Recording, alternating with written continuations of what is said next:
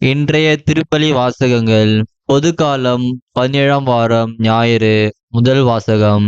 நீதி வழங்க தேவையான ஞானத்தை மட்டுமே கேட்டிருக்கிறாய். அரசர்கள் முதல் நூலிலிருந்து வாசகம். அதிகாரம் 3, இறைவசனங்கள் 5 மற்றும் 7 முதல் 12 முடிய. அந்நாள்களில் கிபெயோனில் ஆண்டவர் சாலமோனுக்கு கனவில் தோன்றினார். உனக்கு என்ன வரம் வேண்டும், கேள் என்று கடவுள் கேட்டார். என் கடவுளாகிய ஆண்டவரே, நீர் அடியேனை என் தந்தை தாவீதுக்கு பதிலாக அரசனாக்கியுள்ளீர். நான் செய்வதறியாத சிறு பிள்ளை. இதோ உமக்கென நீ தெரிந்து கொண்ட திரளான மக்களிடையே அடியேன் இருக்கிறேன். அவர்கள் எண்ணி கணிக்க முடியாத மாபெரும் தொகையினர். எனவே மக்களுக்கு நீதி வழங்கவும் நன்மை தீமை பகுத்தறியவும் தேவையான ஞானம் நிறைந்த உள்ளத்தை அடியனுக்கு தந்தருளும்.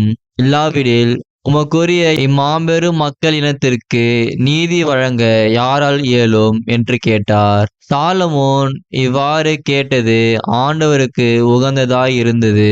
கடவுள் அவரிடம், நீடிய ஆயுளையோ செல்வத்தையோ நீ கேட்கவில்லை, உன் எதிரிகளின் சாவையும் நீ விரும்பவில்லை. மாறாக நீதி வழங்க தேவையான ஞானத்தை மட்டுமே கேட்டிருக்கிறாய். இதோ நான் இப்போது நீ கேட்டபடியே செய்கிறேன். உனக்கு நிகராக உனக்கு முன்னே எவரும் இருந்ததில்லை, உனக்கு பின்னே இருக்க போவதும் இல்லை. ஆண்டவரின் அருள்வாக்கு. இறைவனுக்கு நன்றி. பதிலுரை பாடல். திருப்பாடல் 119. வசனங்கள் 57, 72, 76, 77, 127, 128, 129 மற்றும் 130. பல்லவி. உமது திரு சட்டத்தின் மீது எத்துணை பற்று கொண்டுள்ளேன். ஆண்டவரே, நீரே எனக்குரிய பங்கு. சொற்களை கடைபிடிப்பதாக நான் வாக்களித்துள்ளேன். நீர் திருவாய் மலர்ந்த சட்டம் ஆயிரக்கணக்கான பொன் வெள்ளி காசுகளை விட எனக்கு மேலானது. பல்லவி. உமது திரு சட்டத்தின் மீது எத்துணை பற்று கொண்டுள்ளேன். எனக்கு ஆறுதல் அளிக்குமாறு உமது பேரன்பு எனக்கு கிடைக்கட்டும். ஊழியனுக்கு வாக்குறுதி அளித்தீர் அன்றோ. நான் பிழைத்திருக்கும்படி உமது இரக்கம் என்னை வந்தடையட்டும். ஏனெனில் உமது திரு சட்டமே எனக்கு இன்பம். பல்லவி. உமது திரு சட்டத்தின் மீது எத்துணை பற்று கொண்டுள்ளேன். பொன்னிலும் பசும் பொன்னிலும் மேலாக கட்டளைகளை விரும்புகின்றேன். நியமங்களை எல்லாம் நீதியானவை என்று ஏற்றுக்கொண்டேன். பொய்யான வழி அனைத்தையும் வெறுக்கின்றேன். பல்லவி. உமது திரு சட்டத்தின் மீது எத்துணை பற்று கொண்டுள்ளேன். ஒழுங்குமுறைகள் வியப்புக்கு உரியவை. ஆகவே நான் அவற்றை கடைபிடித்து வருகின்றேன். சொற்களை பற்றி விளக்கும் ஒளி தருகின்றது. அது பேதைகளுக்கு நுண்ணறிவு ஊட்டுகிறது. பல்லவி. உமது திரு சட்டத்தின் மீது எத்துணை பற்று கொண்டுள்ளேன். இரண்டாம் வாசகம். தம் மகனின் சாயலுக்கேற்றவாறு இருக்க வேண்டுமென கடவுள் முன்குறித்து வைத்தார். திருத்தூதர் பவுல் ரோமியருக்கு எழுதிய திருமுகத்திலிருந்து வாசகம். அதிகாரம் 8, இறை வார்த்தைகள் 28 முதல் 30 முடிய. சகோதரர் சகோதரிகளே, கடவுளிடம் அன்பு கூர்பவர்களோடு, அதாவது அவரது திட்டத்திற்கேற்ப அழைக்கப்பட்டவர்களோடு, அவர்கள் நன்மைக்காகவே ஆவியார் அனைத்திலும் ஒத்துழைக்கிறார் என்பது நமக்கு தெரியும். தம்மால் முன்பே தேர்ந்து கொள்ளப்பட்டவர்கள் தம் மகனின் சாயலுக்கேற்றவாறு இருக்க வேண்டுமென கடவுள் முன்குறித்து வைத்தார்.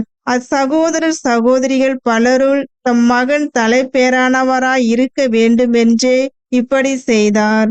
தாம் முன்குறித்து வைத்தோரை அவர் அழைத்திருக்கிறார். தாம் அழைத்தோரை தமக்கு ஏற்புடையவராக்கி இருக்கிறார். தமக்கு ஏற்புடையோர் ஆனோரை தம் ஆட்சியில் பங்கு பெற செய்தார். ஆண்டவரின் அருள்வாக்கு. இறைவனுக்கு நன்றி. நற்செய்திக்கு முன் வாழ்த்தொலி. அல்லேலூயா, அல்லேலூயா. தந்தையே, விண்ணுக்கும் மண்ணுக்கும் ஆண்டவரே, உம்மை போற்றுகிறேன்.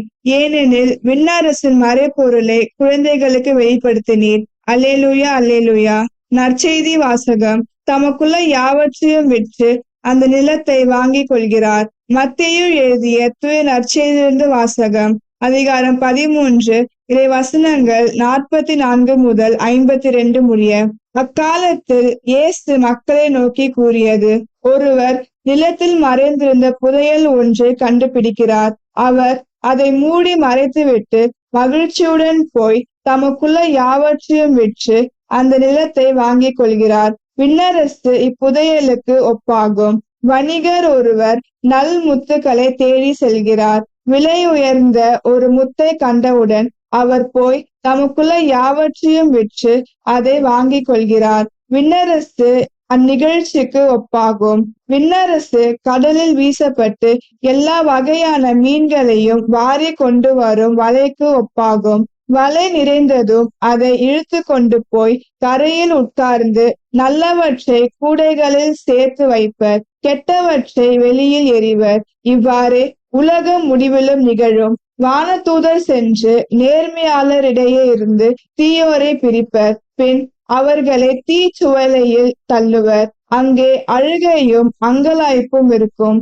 இவற்றையெல்லாம் புரிந்து கொண்டீர்களா என்று இயேசு கேட்க அவர்கள் ஆம் என்றார்கள். பின்பு அவர், ஆகையால் விண்ணரசு பற்றி கற்றுக்கொண்ட எல்லா மறைநூல் அறிஞரும் தம் கருவூலத்திலிருந்து புதியவற்றையும் பழையவற்றையும் வெளிக்கொணரும் வீட்டு உரிமையாளரை போல் இருக்கின்றனர் என்று அவர்களிடம் கூறினார். ஆண்டவரின் அருள்வாக்கு. கிறிஸ்துவே உமக்கு புகழ்.